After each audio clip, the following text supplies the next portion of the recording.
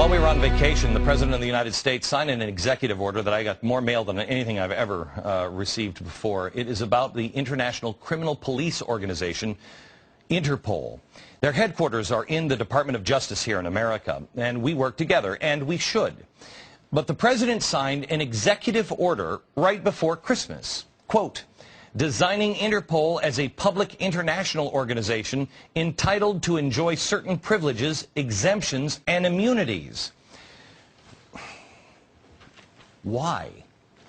I have been trying to find out the answer why, and no one in the White House will respond.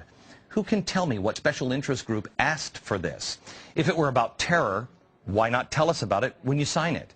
This Congress attacks our CIA and FBI, but the European group, Interpol, they give immunity to?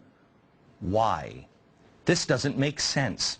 And perhaps the oddest part is the story was actually reported on in the New York Times. Yes, they've been doing a lot of that lately. For instance, there's another story that made me double-check to see if I was actually reading the New York Times. They seem to be getting it now on the economy, which makes me question everything that I believe about the economy. Last week, they had this story about President Obama's home loan programs not working. Quote, the Obama administration's $75 billion program to protect homeowners from foreclosure has been widely pronounced a disappointment, and some economists and real estate experts now contend it is doing more harm than good. And another one about the Fed's incompetence. This was on page A1. It raises the question, why should Congress or anyone else that have faith that the future Fed officials will recognize the next bubble, seeing they missed this one?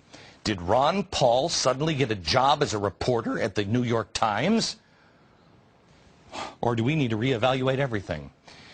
Not only are so many American watchdogs on top of things that it appears even the New York Times is beginning to catch on. Seriously, when the New York Times says, maybe we shouldn't give government more power, and they call out a failed Obama socialist program, something is stirring in America. Right back.